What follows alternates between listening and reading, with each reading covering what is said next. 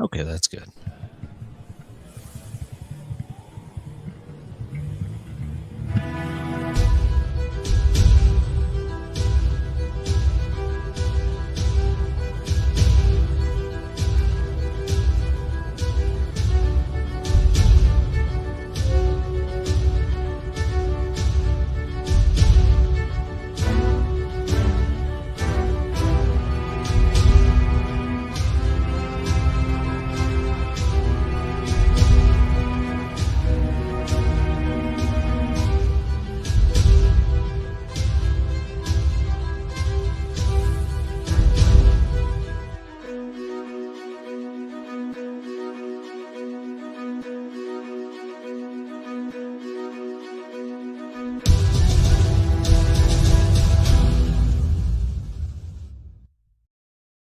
Good evening. It's Wednesday night, 9 p.m. This is the Whatnot Podcast, where we put the what into whatnot. I'm Mike Z.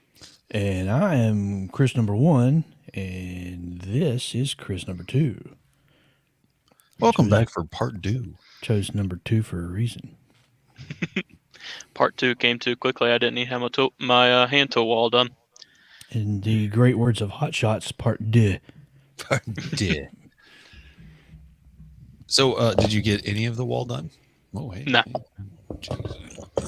don't know what happened there. Okay, so we're back to the. So I guess we'll talk hand turning. Is that what Hand turning. Yes, the elaborate art of hurting yourself. Well, I mean, they are turning chisels, right? Yep. Okay.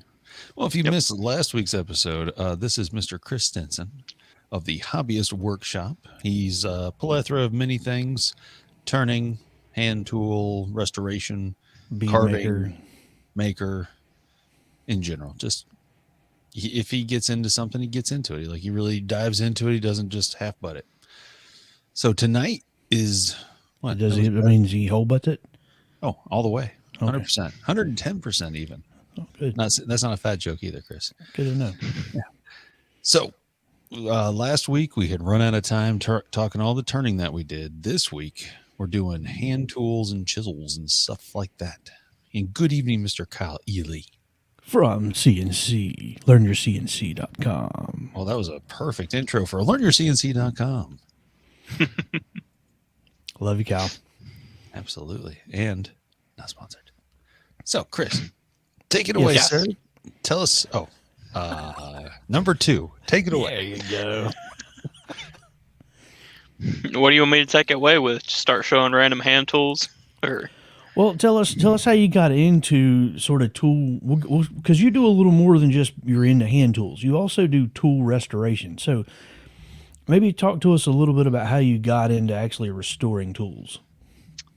Number 1, I couldn't afford brand new things when I started, so that's how that happened.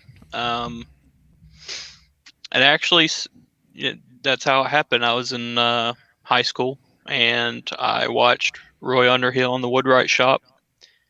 Couldn't afford much because I had a Jeep. I had to pay gas because it got 1 mile to the gallon, and so I'd go buy a $5 hand plane from the antique store and tune it up as best as I could.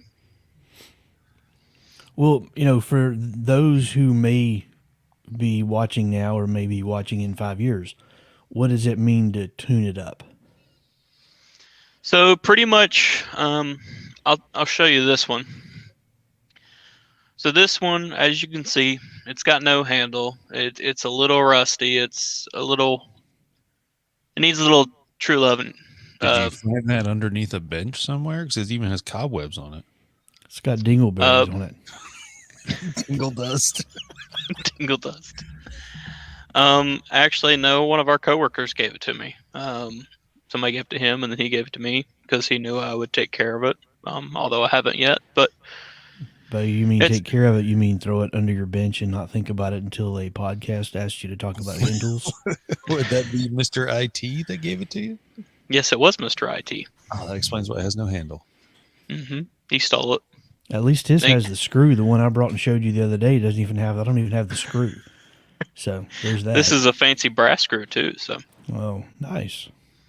So anyway, before I rudely interrupted you, Again. yeah, well, that's what we do. Yep. Get some tally marks.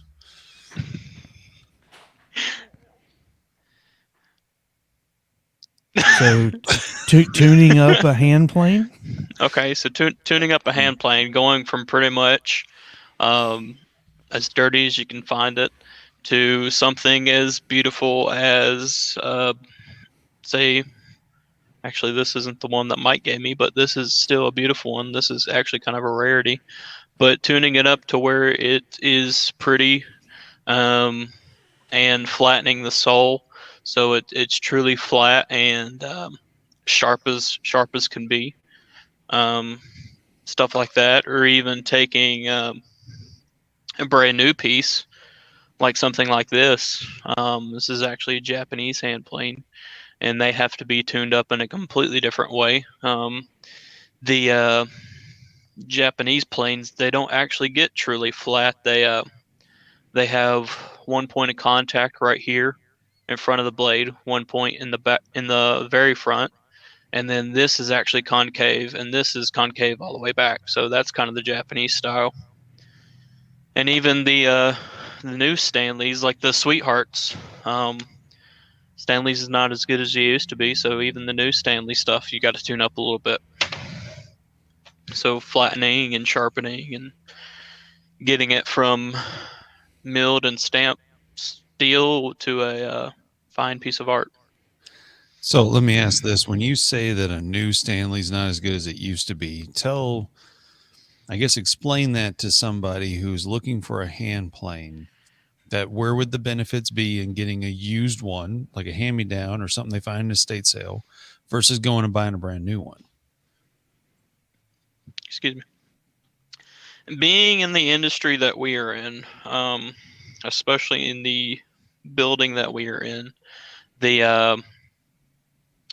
we see a lot of returns from a lot of customers, and it's from small minor things to like the handle's got a nick in it to the brass adjustment rod right here is completely bent or broken or is stripped already. Also, you got to flatten them like any other old school hand plane, so that's kind of another thing. Um, Unless you're trying to convert it into a Japanese hand plane. True. You're already halfway there.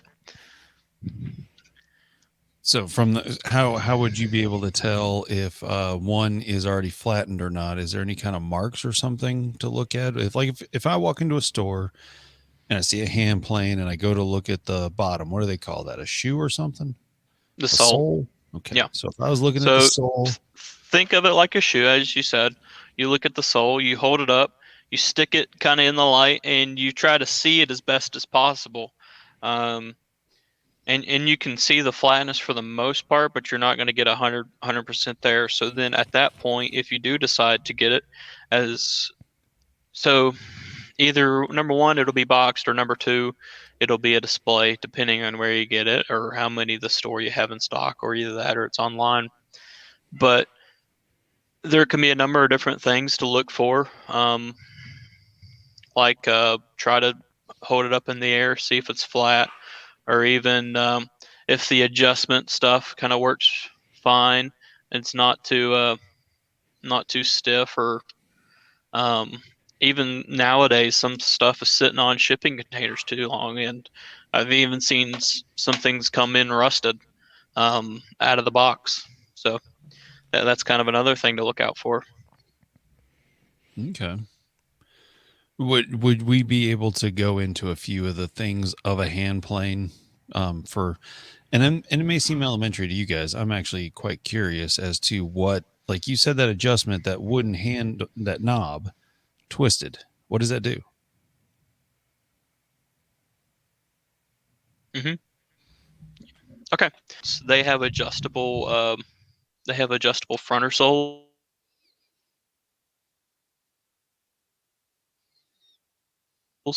So with that, you loosen up the knob. I tightened that one down pretty good.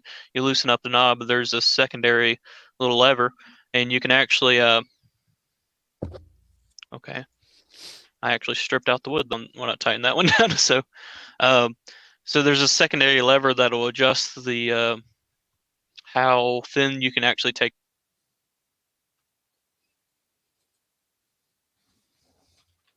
the cut. So on some planes, you can take the front sole and then close it down to where it's just a small hair you can't even see through. And actually, I have my Japanese plane tuned up. Well, looks like maybe not, but they're actually adjusted in such a way that you can't even really see through it. And then that's how you get the thin, really stringy shavings that you can see through. Okay, so that's what it takes. Now, plain iron angles matter? Yes and no. So I'm going to bring up this one again because Okay. a low angle plane is kind of the universal plane. If it's if it's one plane I'd recommend to start out with, it'd be a low angle jack plane, so like a number 5 low angle. And the reason B is because you can actually take because they only have one piece cap iron, and so you there? Yeah, I'm here.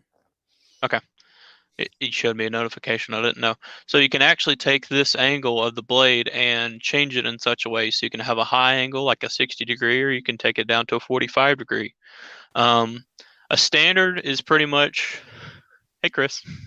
Hold on 1 second. There we go. Go ahead. So a standard. So a standard is like a 25 degree. That's what they come with. They even have it stamped on it right there.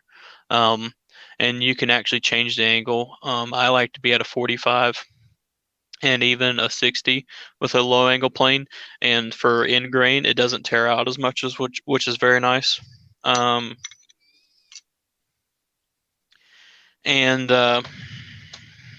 some of your standard traditional planes, like your number 4s or number 5s, will be at a 45, and that's kind of all you can really get because the blade actually sits upside down in the body. So when I pull it out here, you'll see that top little gap right there, and that's actually the cap iron, but underneath is the blade, and that's the blade right there. And so you get your 45 degree, and that's pretty much all you can get because you have that high angle. If it was turned around the other way, you could actually change the angle. But some you can, like that one Mr. IT guy gave me. This is actually a rock, Stanley bedrock. It's about a number 5 size, and you can actually change the angle just a tad. Like you can get it up to a 55, which would be better for your not tearing out as much. And also it's got the adjustable in the back here, kind of like the newer ones have. So they have them in the front on the new ones, but the old school ones, they had it in the back where it actually moved. What this is actually called the frog that holds the blade up. It'll actually move forward and backwards with these little screws.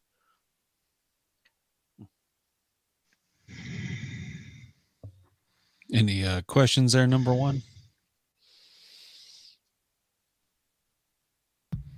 Kind of came in late, so I don't know. Oh, okay. Now, are you on team micro bevel or on team flat bevel? No, there's one more on top of that. Hollow grind or flat grind? Start there and then go micro bevel. It's the same thing with wood turning. I'm trying them all at the moment. So my Japanese planes and even my Krenov style planes, like my handmade wooden planes, I'm a flat bevel guy, simply just tradition. And also you can get the blade in and out easier. Well, you can get it out easier, but putting them back in is a little bit trickier because you got to tune everything up again by adjusting how deep it is and stuff like that while tapping on a hammer. And then as for the traditional planes, I'm trying it out. The micro bevel, I've always been a flat grind, just go for the 45 and be there. But recently, well, a little longer than recently, but last year I got the Veritas, which has a quick adjust for the micro bevel. So trying that out.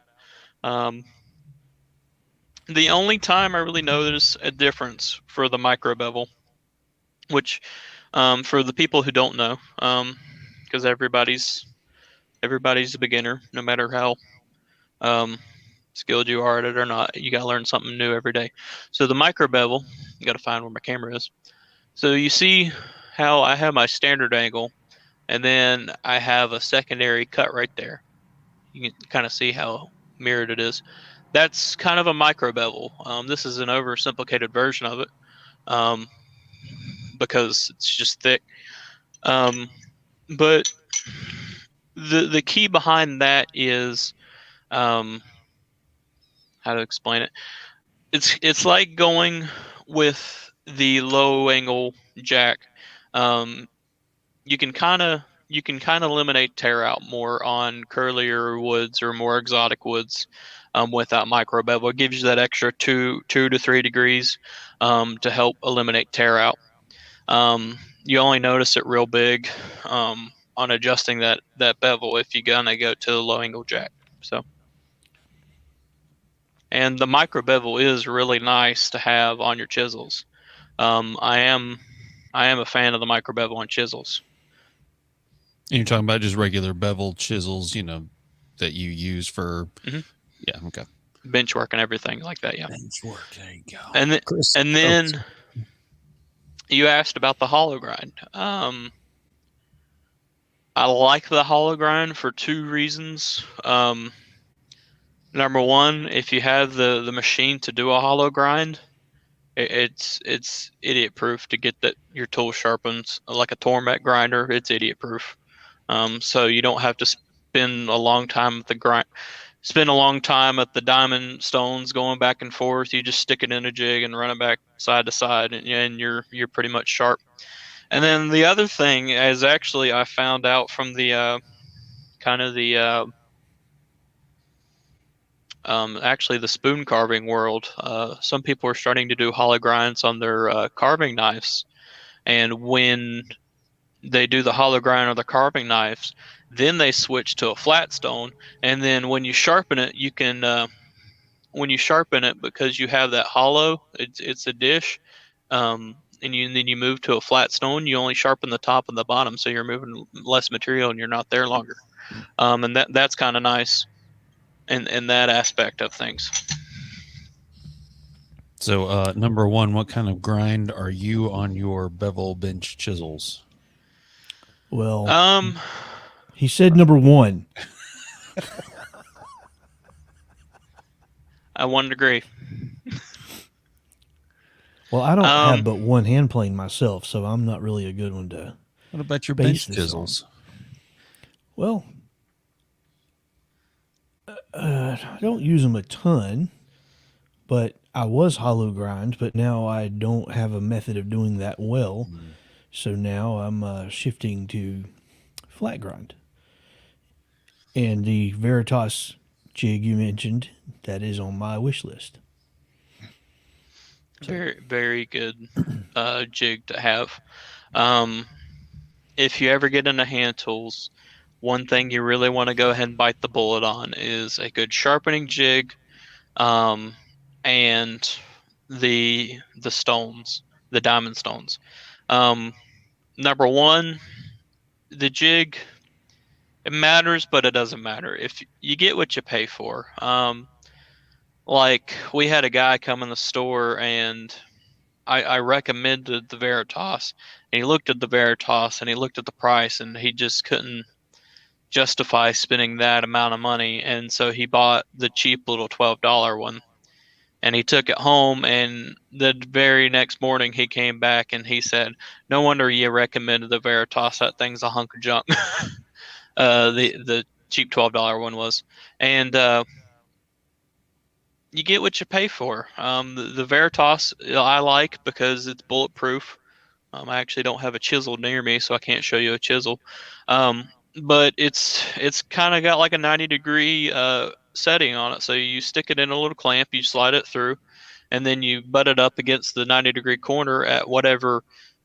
So it's got little notches on the side of the 90-degree corner for whatever angle you want.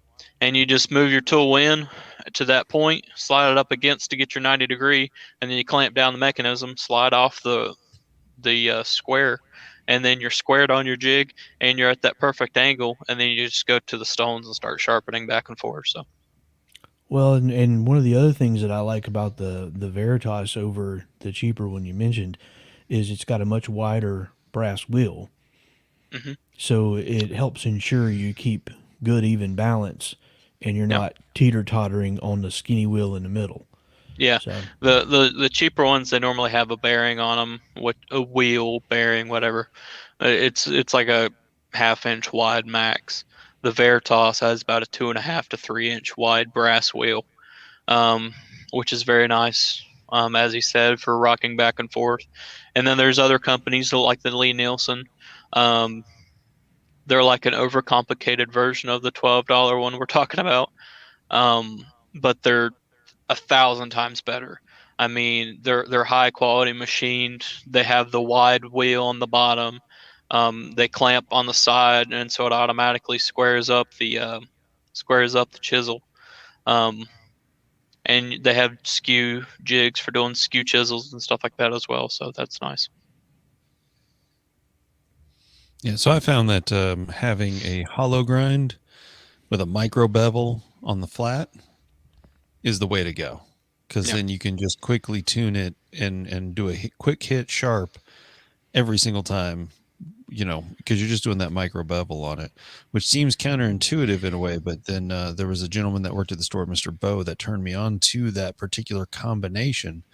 And what I found in all my chisels when I did that was that there was a relief for the material that was being Yeah. cut to slide and curl out. Yep. Yeah. Yep. And follow its way out to where if you're doing something where you want to keep a consistent cut, like especially in like a rabbit or hmm in a channel, then Yep. it'll actually follow and kind of follow the wood grain, and it makes it a lot nicer. So I've done that Now, ever since. now the only downfall of the hollow grind, it's very expensive to get that grind. Because you got to have a machine pretty much to do it, like the Tormek, and the Tormeks aren't cheap. Um, to get into using a Tormek, you're pretty much going to spend, what is it, about $800 now for the T8. So well, even you're if going to you went spend. with a cheaper T, was it a T4 now? Yeah. Oh yeah, they do have the T4, but then you still got to get Mm-hmm. the jig. The T8 comes with the chisel jig, which is nice out of You the know, box. there's usually at any flea market or farmer's market or something, there's someone sharpening knives and doing things like that. And they usually have a Tormex. So for $5, I'll let them put the hollow grind on it. And then for the next 5 years, I just use a diamond stone. Is that cheating? Is that wrong? A little bit, yeah. Well, if you're using it for 5 years and you're maintaining the micro bevel, it just tells us you're not using your chisels very often. Says the guy who says I hardly ever use mine. Mine I are in a admitted it. box. I'm not Thank you. afraid. I'm not afraid. I've got a set, and I really use one of them. And typically that's when I have to install doorknobs, or if I need to knock out just a little bit out of a corner. So I was trying to think what I was using mine for. I never thought I'd ever use that little 1/4 inch wide one.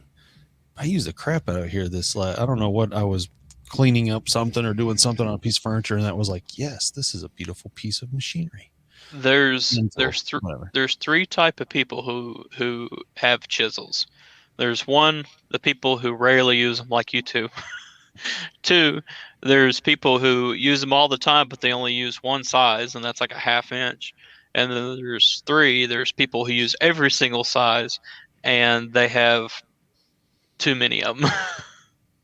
And then I'll have to say there is four. There's those who use it as a paint can opener. Mr. And William Mike Ziegler. Lewis. well, then I guess Well, I have let's go one for that, let's yeah. go five. There's a guy that Mike you and I both know who works for the parent company of our day job, and he came home from work. This was when he and I were working together, and his wife was repainting the front porch, and she needed something to scrape the paint off the porch because it was a concrete patio. Oh, And she just said, "Well, what can I use?" So she went to his little tool closet and got a I'd hold of be his furious. good chisels, and yeah. I'd be furious. would the term "he's neither here nor there" make sense, or not the right guy? You know him. I mean, Okay. you know Okay, him. great. Yeah. Let's just say he's almost Canadian. Oh, that one guy with the face. Yeah.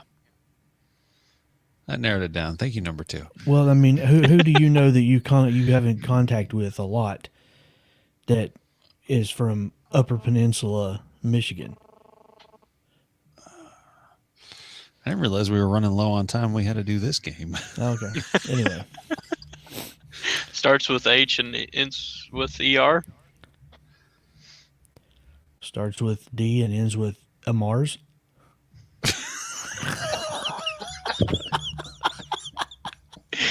Oh my gosh, that was 10 times better. Well, I just Oh, figured well. I'd give you the final clue to really nail that in the coffin there. Well, so. since we know he's going to be sleeping right now and not watching the podcast, but yeah, that would okay. So that's number 5. No, I know. I don't have. I have a junk chisel. I've always had a junk chisel where I don't really care what happens to it. Okay, so that's your emergency chisel, but also you can beat something out. But Mr. William Lutz in the maker community actually constantly drives people insane by just having, he'll open a beer, for instance, with one, or a soda or something like that. Like, he uses it for everything but an actual chisel. That's why I said there's got to be a number 4, because his is legendary. Well, and I guess technically you've already answered another question I had. Do you prefer diamond stones or sandpaper sharpening? Clearly, you've already answered that too. So Stones, but I actually prefer water stones. over diamond. Yes. Diamond, I only like to go to like a 600 max on diamond, and then once I hit 1,000, I switch to or 800, and then 1,000, I switch to water stones. They cut better at that finer grit level, and they're much smoother, and I don't know. It's just kind of hard to explain. I just like the water stones and the higher grit range. No, I know exactly what you're saying, but it's aluminum oxide. Yeah. Like, it's okay. So it's not really cutting per se. It's more polishing that edge is really what you're doing. Yeah. Okay. And the only time you need a cut is when you're changing the angle or you really messed the chisel up. So you only really need to polish every time you're just need a quick edge on there. Gotta let that one go. Now, what about ceramic stones? A really fine, like 6,000 grit. I saw someone bring in one time at the store. They had these. I think they're like $300 a stone or something. It was insane. I thought, oh, I'll never need that because obviously I don't use mine enough. The Shoptons is what they're called. Shopton glass ceramics or whatever they're called. I've never used them. I've heard phenomenal things about them because they cut like water stones, but they stay flatter longer like diamond stones. So they're kind of the good medium. So what's the difference other than the obvious of you use oil versus water? What is the difference on that medium? Oh boy. Oh, did I hit a sensitive spot here? Yeah, you did, and you opened up a can of worms. Wow. Well, good. That means that people will be commenting, "What an idiot! Let me come on. I'll tell you all about the right way." There's the people. Wait. Before I let you get into it, can I say why I asked this question? Because I really had no idea this was a can of worms. I didn't know this was a team champ or team roundover situation. Yeah, this is a team oil or team water. Oh, wow. Okay. Yeah, and it's mainly young guys versus old guys at it too. Number one, not to be obvious, but oil and then water. Oil is dirtier. Water you can drink. So number one, when you use an oil stone, can't wait to hear this one. Yeah. So number one, when you use an oil stone, you're getting all that oil and the metal pigment into your fingers, and so it stains your fingers. And say if you go to like a piece of maple or something like that, you instantly that oil, it doesn't really absorb into your skin or wipe off too cleanly. So as soon as you go to touch a piece of maple or something, it goes right into it, and so then you stain your material, and that's one downfall of the oil. Also, number two is the oil stones, they never really clean out themselves. So that stone does nothing but keep absorbing oil and absorbing oil and absorbing oil. And so they actually clog up over time. Um, kind of like some of the cheaper sandpapers, like Gator sandpaper. When you use it, it clogs up, and you really can't use it much anymore. Um, and also they're harder. If you see the old guys, they go take their chisel, they slap it on there, and they just start going to town and start being super aggressive on it. With water stones, you got to soak for a little bit, and then you got to kind of be gentle when you start on it. I've also seen guys who normally traditionally used oil stones, and they go to water, and the first thing they do is slap it on there, and then they slide forward, and they made that humongous groove in their water stones. Um, so it's a whole can of worms on the two difference, but that's the main topics and the main fighting aspects between the two. I prefer water, for the few reasons I said that are nice, but also they just they're cleaner, easier. You can wash them in the sink. Um, yeah. So All right, so a couple of questions because I can see there's a video from a abrasive company that has a man that looks like he's probably 85, and his fingers look like they've been sitting in oil for the past 83 years because they're completely stained yellow. I don't know if you've ever seen that, Chris. It's in the store, but so I did. I mean, you do. That is something that does happen with oil, does he but have long white hair? it's yeah, gray hair. I mean, he's an old Okay. guy. Yeah, I know exactly who you're talking about. Yeah, Then. but there's and so but he's a very good teacher of it, and so that's how I kind of learned, was watching that. Hmm. So does water stones load up? They do, but they don't. So Pick a side, the, Chris. they do load up to a certain extent, but as I said, they're softer. So once you take your flattening stone, you can pretty much get all that loaded material and clean it right off. Um, Can you not do that with an oil stone? yes and no. I mean, you're just so indecisive. I tell you what. I have an old, it's probably 150 years old, an old oil stone from my grandfather or great grandfather from his old woodworking shop, and it's dished out. Um, because oil stones are harder to flatten. Nowadays, with diamond stones, are a little bit easier, but especially back in the day, they're a whole lot harder. And also the oils and the metal pigments really soak through all the way to the stone. With water, they just kind of sit on top. The way the water stones are made nowadays, they're pretty high tech. So I am so glad I don't know anything about this because now I have all these questions. So you said that the water stone, and you have to understand, I'm not picking a side here whatsoever. no, you're fine. I am literally listening and then asking questions. Hmm. So the oil soaks and penetrates. Hmm. Okay. But you said you had to soak the water stone in water first before you could use it.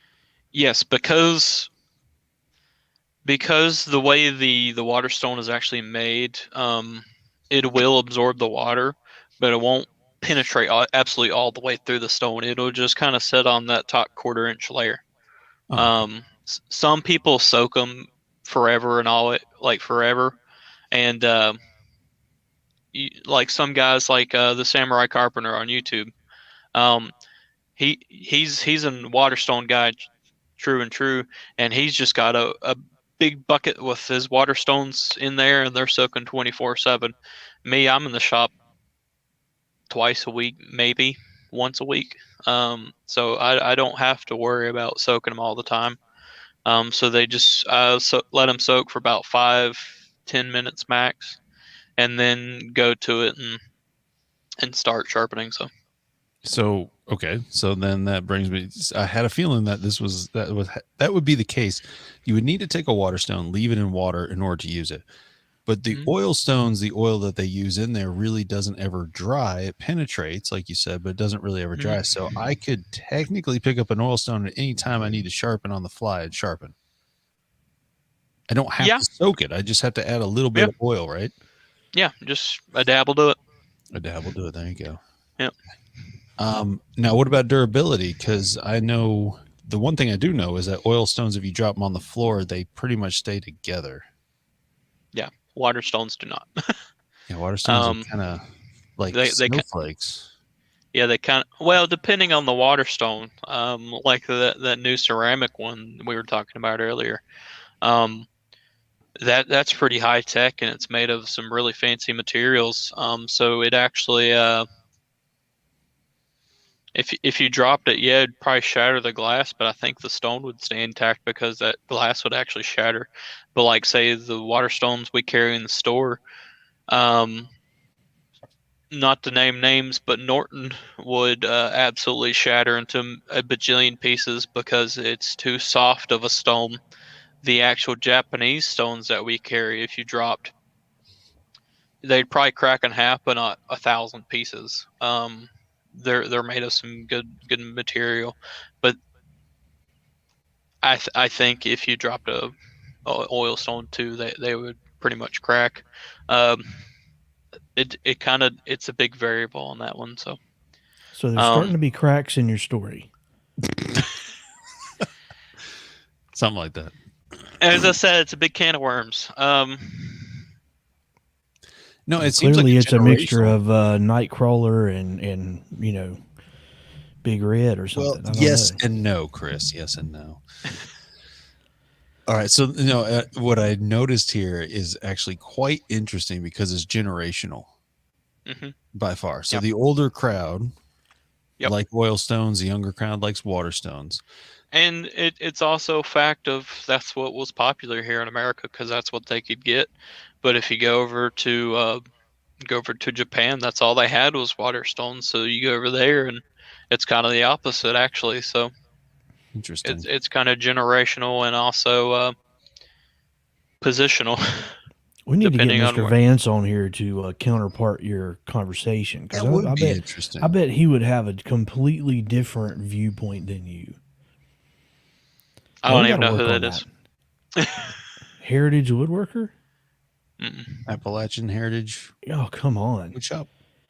I mean, just because he's in the older generation and more wise and knowledgeable than you, don't just completely shut him out. It's because he's on Camp Oil. So now I got to make a new one. Camp Oil or Camp Water? Yeah, there we go. Gosh. Well, no, now I've learned something new because now I know that if I want to get someone's goat in the woodworking world, oil stone or water stone, you got all kinds of hyper. Yeah, you're gonna go to the next woodworking show in Vegas and just start a whole can of worms in the middle of the show, aren't you? You know it. I mean, if that's how easy it is, yeah. Not gonna be really like. Think our boss is gonna send him to the show in Vegas? I'll do it virtually. Look at him. He's all quiet. He's stone cold. I plead the fifth. I know nothing. I just wish I could go. You can take my place. Knock yourself out. You have all that energy. Go for it. Chris and Chris on the road. You remember when we went to the Cary store and we were moving it, and I had root beer in that night, and you're like, he's all drunk on root beer. Oh yeah. That was way too much fun, and at the same time I learned a lot that there's a lot that goes into a retail store trying to move it from one location to another, and also try not to just do all across of the, town. Yeah, try not to do all of the finishing supplies at the same time. That would be really smart to not do next time. 5-gallon pails and aerosols and everything all in the same van. That wasn't the most genius idea I've ever had. Nope. All right, so if you were going to get, if someone was just curious, what plane, if they were going to try to get into this whole hand tool market? Number 5, low angle. You already said that. You were I gone. know. No, I'm not done. Is there a specific brand that people should look for, or just kind of go with your original comment, kind of look for those older tools at the estate sales and flea markets and pawn shops and things like that? It's a double-edged sword. It's a yes and a no. No and yes. Oh, boy. I would recommend a number 5. If you're going antique, if your budget isn't a lot, a number 5 definitely. Just a standard number 5, not even a low angle. If your budget's cheap, a standard number 5. And number 1, that's because at one time in America's history, every household had a Stanley number 5 or a number 5 of some sort. So you can find them pretty easily, and pretty cheap too. So if you're on a budget, that's the way I'd go. If you're say you got $100 to spend or so, $120 probably would get you the Stanley Sweetheart. There's a gentleman named Rex Kruger talks about low angle jacks and what you get for your money. Still, I'd probably recommend the Stanley just because it's a whole lot cheaper than everybody else. But if money was no option, I would recommend nothing but the illustrious Lee Nielsen's. They're the one hand plane you wouldn't have to do anything to right out of the box except sharpen it. They're guaranteed flat. Their guaranteed fit and finish is phenomenal.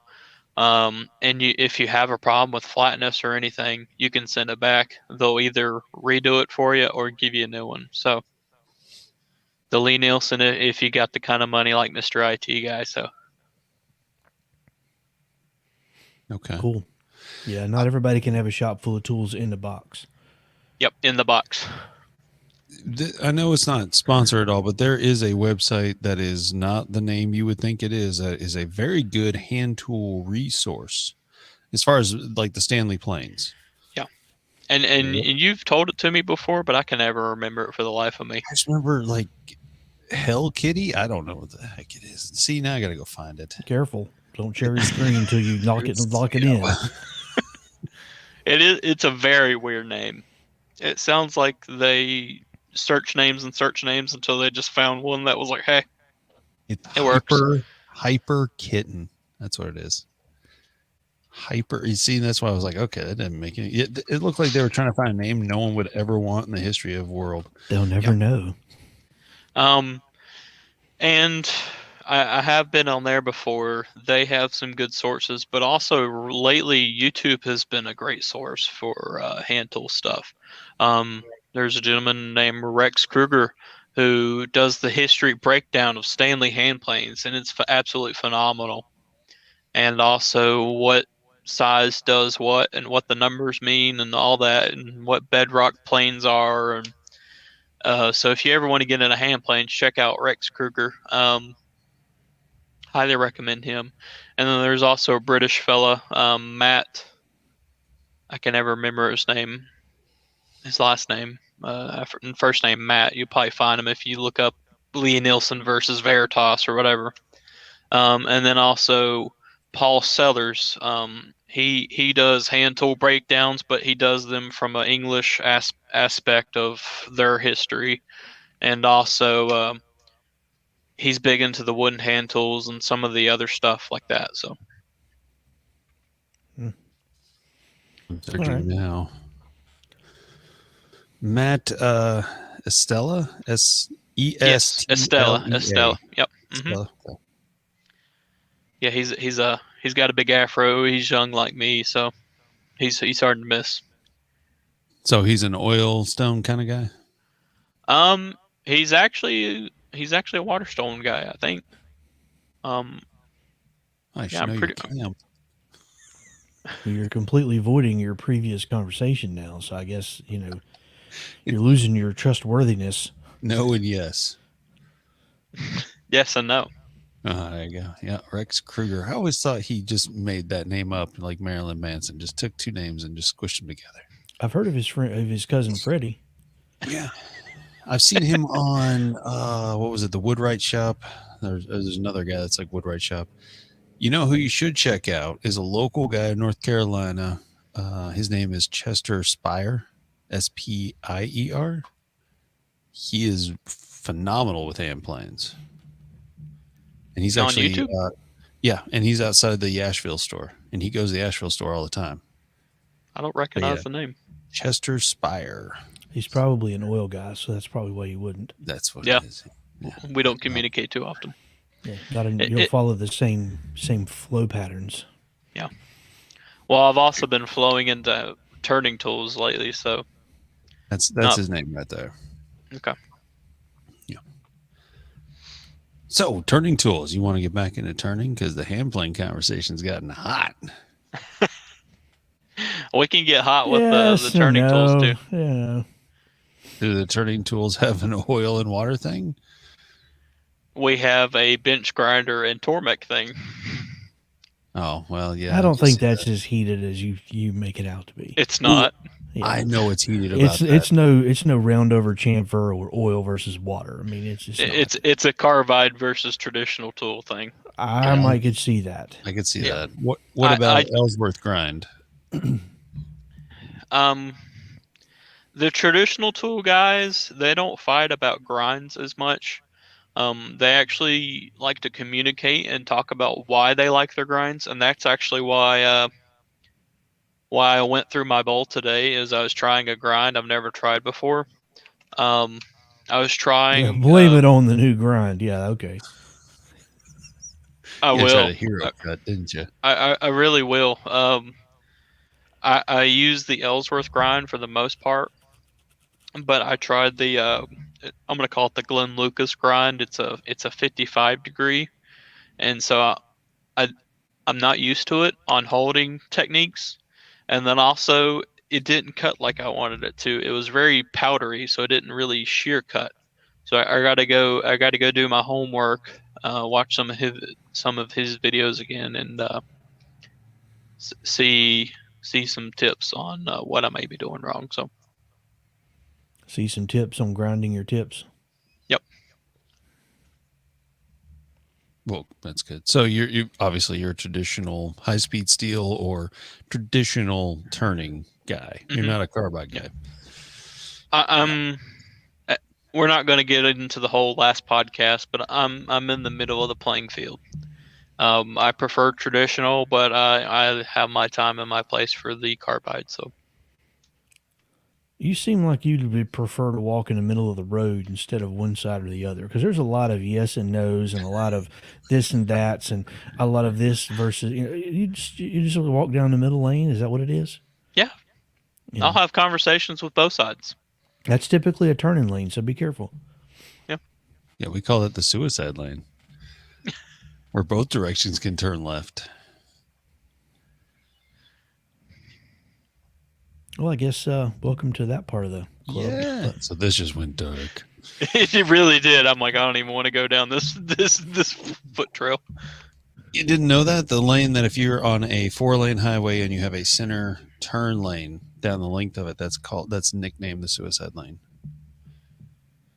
Because Never knew both that. directions of traffic can turn left at the same place. hmm Okay. Well, Okay. it was not getting dark. That's the actual name for it. Well, it's Never knew that. nighttime here, but we'll go. Yeah. Sorry about that. Back to What Not Podcast After Dark. After hours. We should do that. Well, and on that note, back to the studio. Oh, you know what? No, actually. Wait, that's my line. No. So speaking of after hours, the patreon.com whatnot podcast, where you could help support Chris's habit of buying water for his water stones and more water stones when they break would be helpful for him. And so we could pay him for joining us twice, no less. He's been here twice now. Or you could buy Chris number 1 oil stones, and I will give it to Chris number 2 as water for his water stones. Let's give Chris number 2. Let's give number 2 the gift of number 1 this Christmas. And you went there. Just Let's talk hand tools again. Where's the fun in that? Awesome. Now, what kind of safety gear do you need for hand tools? You have to have shields and stuff for turning. What about hand tools? Pretty much, you are your safety. It's you need some, but you don't need a this. Yes and no. You have to control yourself. Yeah, hand tools. Safety glasses I always recommend in the shop, but you don't even really need those if you got, I guess, regular glasses on. But because so you don't think shavings can go up underneath your glasses? They're not going to be flying. They're not going to be flying in the air with this. You're just going to be simply pulling it slowly and take your time, paying attention to the cut and how square you're cutting and everything like that. So you've never leaned down and gone to blow something off your stone? No. Never ever. So that means never have I ever. That means he's never also bent down and accidentally inhaled all of it instead of blowing all the dust off. Yeah. Some of us aren't as smart as others, Chris. All right. You might only recommend safety glasses. We recommend more, but that's okay. No, okay, so that's a big debate amongst unplugged woodworkers and everybody else in the world, is that they don't need safety gear. And I find that kind of funny. Yeah. The only really dangerous part you got on your tool is right there. And you really can't even cut yourself unless you try real hard. Because either you're going to be okay, here's another big debate. Oh, is there another can of worms that I opened? Yeah, there is another can of worms that you open. Down the road or across? Seems like these people who do the hand tool stuff are very persnickety. Oh, they really are. They really are. One guy walked in the store one time and got mad at me that I had one of the Bridge City tools laying down or sitting down like that. He wanted it up on the edge. I'm like, it doesn't matter. I said, if a customer in the store walks around a corner too fast and knocks it over, then you've just knocked over a $600 or $700 hand plane. If it's laying down, it's already down. I'm going to share one with you that I think is the most persnickety of all of them. And of course, it's a finisher because they're all prima donnas. I'm one. But this guy came from Raleigh to pick up a gallon of water-based finish, in a gallon. It's lacquer. He's going to be spraying it. While I'm standing there at the counter talking to him, I take the can and I just simply do this. And he gets bent out of shape. Don't you know that's introducing air to that? Don't you know that you can't do that? I've got to stir it. I can't shake it. And I looked at him dead in the eye and I said, but you're about to drive 3 hours on Interstate 40. You think that ain't going to splash around a bit in the car? And he got mad. Yep. So I have to say that, hand tool guys and finishers. I don't know what the deal is. Yeah, we're persnickety. And then the whole other can of worms is wooden plane guys versus metal plane guys. I prefer wooden planes simply because they age a little bit better in my opinion and look better older. Is it from the oils in your hands that makes them age? Yeah. Your natural oils though, not your stone oils. Hey, my stones have oil. You back off my stone oil. So you're saying that the oil they use on stones isn't natural? No. Where does it come from? I have no idea. There's probably a million different kinds of oils that they use for it. Is it like a 1030 synthetic? It's not motor oil. I don't know. Does it come from sweet crude ground, black gold Texas tea? Probably. Or natural gas propane. I love you. Number 2. They sell propane and propane accessories. Oh, we've gone there, have we? Well, that's a trigger word, so you kind of have to. Oh, is it? Oh. And anytime the word propane's mentioned, you gotta bring out Hank Hill just at least briefly. Oh, trigger word that way. I was thinking the other trigger word. Oh no. But it's propane and propane accessories. You're right, Angus. Angus joined us and he said that, wait a minute, that's the same tool wall as last week, but a little bit more to the left, Angus. We're trying to change it up here. Yeah, he's trying to show that he does have trash in his shop. My headphones keep pulling on it, so it keeps turning. But It every time you start mentioning oil stones, you start turning it. It's pretty funny. Watch back. Yeah. Yep. How dare you speak of those stones? No, actually, what it was, Angus, is that we did this at the last minute, so he didn't have time to prepare his hand tool wall. You only gave him 2 days. Yeah. He's been busy. I had been busy. Did you not see my Instagram post today? I had logs to cut down, okay? I've been so busy I didn't even look at Instagram. Actually, one of our show winners from 2 or 3 years ago, a little old man, came in today. He said, "Hey, I know you do some turning. You want some logs?" And I went out to his truck, and they're monster logs. I mean, they're ginormous. And I said, "Yeah, I'll take all of them." And I got them home, but I had to cut them all down to get them in the shop. And I bet you helped him out a ton. He didn't have to upload it. Let's open up another can. Okay, let's open it up. Okay, ready? Yep. Electric chainsaw or gas? I'm in the middle of the road on that one too. Now, how can you be in the middle? Gas generator runs his electric chainsaw. That's his middle of the road, all right.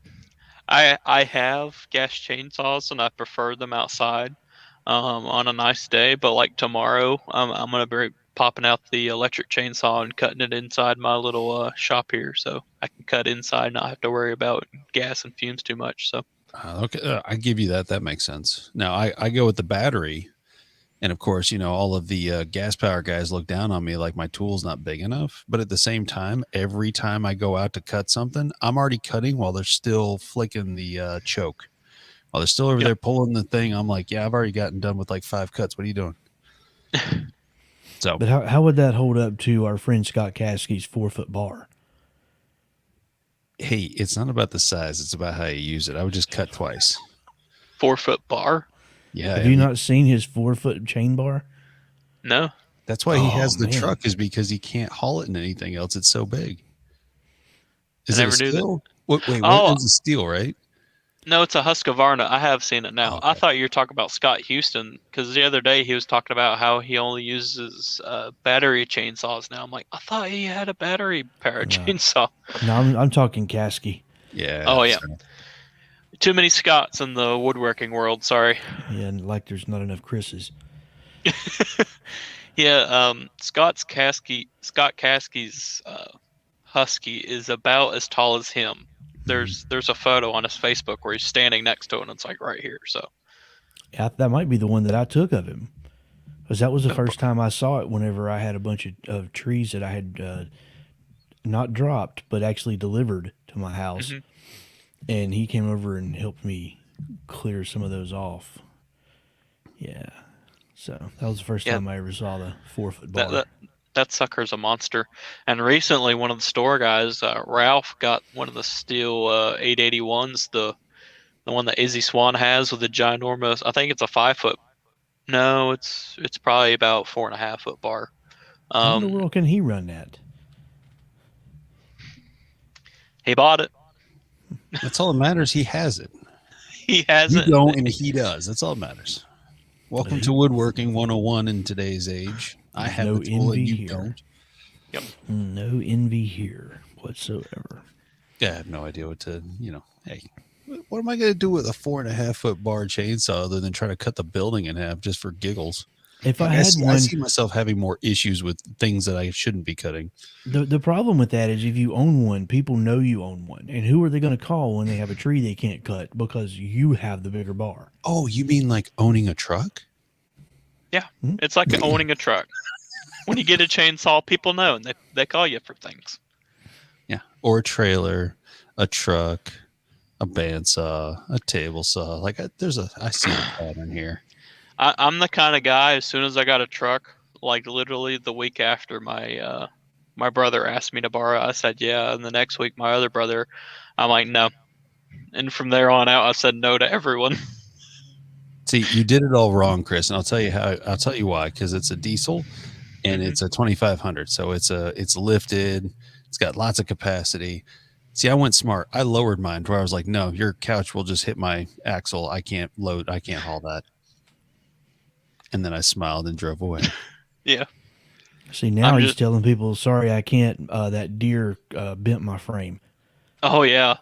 Last Thursday, I hit a full-size buck, and my truck looks pretty rough now. So I'll be waiting for a month or so to get it fixed. It's time to upgrade that 2003 to 2007 front end. Wait, that's not even the best part of the story. The best part of the story is he was going to turn that in on his insurance, but some redneck came and took the deer. Oh yeah. While I'm on the phone with the insurance company, some redneck pulls up and goes, "Hey, you want that?" I'm like, "Whatever." and the lady on the insurance goes, "What was that?" And I said, "Some redneck took it." And she goes, "Took what?" I said, "The deer." And she goes, "What state are you in?" Hey, you know what? So, it was a fresh kill. I mean, give them credit. Yeah, I have a picture of the deer, and that's it. No evidence, no deer jerky, nothing. Probably some feathers in your grill. Yeah, I do still have some fur. Oh, man. Well, what good last word would you want to give somebody trying to get into hand tools? Don't? Water versus oil, you decide. Oh, my God. How are they going to decide? Yeah, I mean, they don't even have hand tools yet. And you're okay. Just go buy a jug of oil and a gallon of water, and then you figure out which one you like best by sipping on it. I mean, if you want to get into hand tools, whether it be hand planes or a good set of chisels, what would be your best advice to somebody just wanting to get into it? Just to have a good set. To have a good set. A decent set. There's 5 tools you need with getting into hand tools. There you go. There's 5 tools you need, and I'm going to say them out loud. A number 5 hand plane. Well, I'm glad you weren't saying them quiet because we kind of wanted to know. Well, this is a podcast after all. There are people who download just audio. Oh man, that's funny. I'm a little out of it tonight. I'm sorry. Say it out loud. A number 5 hand plane, a 1/2-inch chisel, a dovetail saw, either Japanese or traditional. Both are beautiful. Japanese probably would be your best bet for starting out. A marking gauge and a double-sided brass and wooden hammer. Because with those 5 tools, you could pretty much build any kind of furniture you ever wanted. And that's my 2 cents. So, okay, here's your change. I said it out loud. You did say thank you. Yeah. It means a lot to us that you verbalized your thoughts. It's a lot better than trying to edit this later and saying, well, Chris was thinking these 5 items. And neither of us know sign language, so that wouldn't have worked either. So yeah, it would have been great if you were like, you need these 5 items. Let me think about them. And then you just sat there for like 2 minutes straight. That would have been the best. Or your camera decided to pause just at that moment. Oh, that would be, yeah. And then there was a YouTube ad at that moment. Oh, technology. So I will say that if you are 40 years or younger, you're going to be automatically in the Waterstone camp. And if you're 40 years old or older, you're automatically going to be in the oil camp. No, now see, 40 to 50 could go either way. So that's the middle of the road where it kind of starts to blend. But anything over 50, if you're using water, you're an outcast. The 40 to 50-year-olds are using bench grinders to sharpen their chisels. And no, they're the ones that have the money to buy the Tormek. The others don't have the money that they've invested yet, and the other ones are retired, so they got to watch what they spend. But the 40 to 50-year-olds are like, just give me that Tormek. Yep. Make it right. There you go. So then, you know what? That means they're in water camp because Tormeks use water. I like the fact that I've opened that can of worms, and now I know that. Mm-hmm. And if you missed it, apparently there's a big debate somewhere on the internet about oil stones or water stones, which are better. Chris there is a water stone guy. Mm-hmm. And that's Chris 2 for anybody else listening. No, number 2. Chris number 2. Just number 2. It's easier. Yeah. Number 1 doesn't even know where his chisels are. Oh, I do. I know exactly where they are. They're on the magnetic bar out in the shop. I'll go get mine. Mine have, that little refrigerator plumbing clear plastic pipe that you can cut that's flexible. Mm-hmm. That's what all of my chisels are covered in to keep the edge sharp. That's what my carving knives are covered in. We used to carry chisel covers, chisel guards. I had some of those, but I lost them. That's why I had to go to this. All of them on mine. Oh, well, fancy. I replaced them after every use. My Sorbies came with mine, so mine stay on mine when I'm done with, or they go back on them when they're done. So, wow, we're going old school on you here, number 2. You got to get the water stone. That way you can lick it like Crocodile Dundee. Crocky. Oh, that ain't a stone. This is a stone. I could see it now. This is going to be the greatest debate ever. Yep. So we've changed. It's no longer Team Roundover or Team. What's that? Champer. We thought having him on was going to be having a traditional wood hand tool guy. Clearly, we're going to have to get a real traditional hand tool guy on here. What? Just an older version of me? Yeah, I mean, we need a water stone guy. The reason those older guys use that is because they're wiser and they know better. I think it's just because all they had. Well, it could be, but they realized that, hey, what if it works? Why stop? Why change? That's it. I'm going to be on the search for a good hand tool guy to come on and talk. We need a camp oil. Yeah, that's going to be the criteria. Okay, you're a hand tool guy. Are you oil or water? You're oil. Signed on. Lock you. Do you have a microphone and a camera? You and don't. It's going to be a part 2, or it's going to have 2 parts. Part 1 is just interviewing him and talking about that. Part 2 is going to be having you back on to counteract what he says, and we're going to get the. We're just going to watch you two talk it out, and then we'll ask the questions that come. We'll fade away, and you guys will be at the forefront. Yeah, me and him will be in the top screens there, and y'all will be in the bottom down here. So hey, I don't even have to be in the screen. I'll just remove myself for this one. I'll just watch we'll be like the wizard behind the curtain. So, Chris, what's the purpose of water? Why not use oil? So well, that'll make editing this podcast fun. Thank you. Oh, yeah, you're welcome. I'm here to help.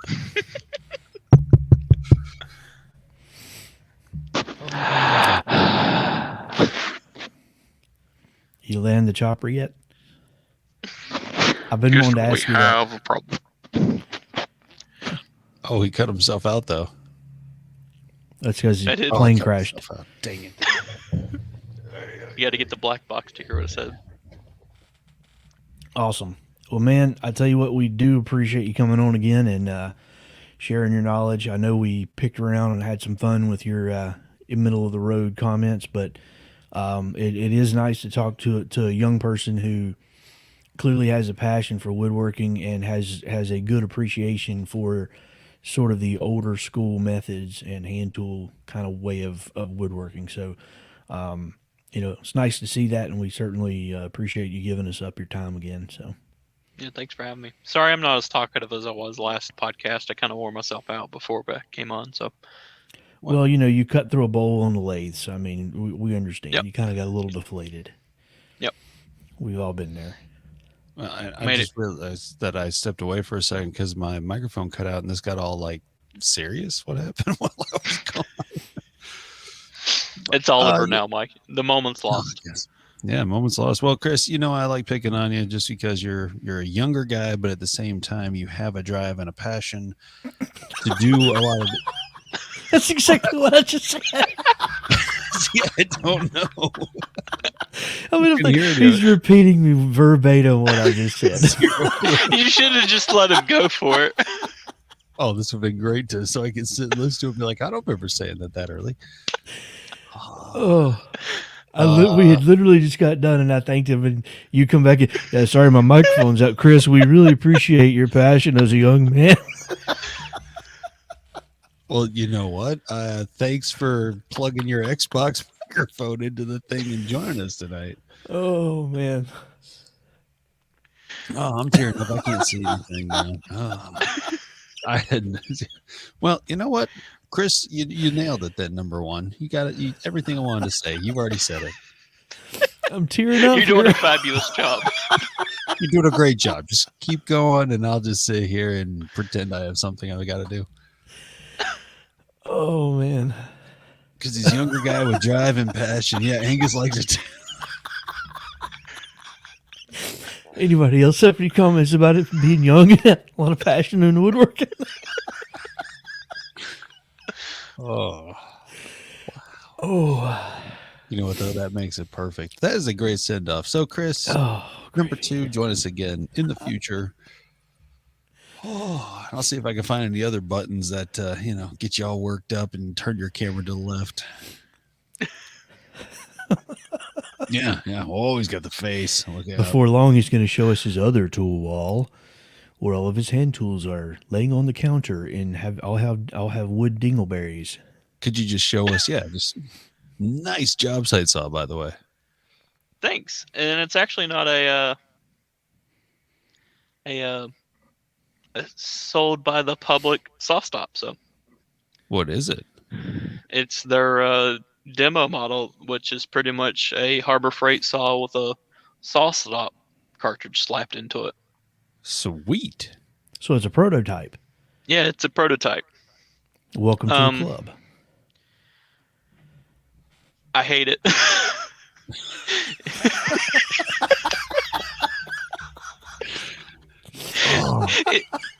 You can tell it's a Harbor Freight saw when you use it. The blade has so much slop in it. You can raise the blade all the way up and just take it and move it a 1/4 inch back and forth. So it's got a dado blade on it. Pretty much. Blade. Yeah. It's the Sears wobble blade. And by the way, if you like what you're seeing right now for free, join us on patreon.com, Whatnot Podcast, where we'll be showing this kind of after the podcasts on there only. So make sure you jump over to patreon.com and check that out for future episodes where this will not be live on the live night. We'll just stop and then keep going somewhere else. I could totally see his face that he was like, yeah, I don't like it. He did have quite the inhale. He thought about it before he let it go. My good friend gave it to me, and yeah, it's no wonder he gave it away. The best thing on it was the blade and the cartridge. Wait, where you work, don't they sell saw stops? They do, but as a hobbyist of many other things, a saw stop is not in my budget most of the time. So Angus likes to know, do you hate it because it uses oil instead of water? I like having him on. We need Angus to come on. You gotta come on, man. No, I hate it because it's electric powered. Oh, that's great. I have to say, I like my job site saw. My wife still picks on me for buying the $1,000 saw, she calls it, but every time I need to use it, it's always true. Like, there's very little tweaking, and I don't know. It's just a lot easier to make. I do plan on getting the saw stop very soon, actually.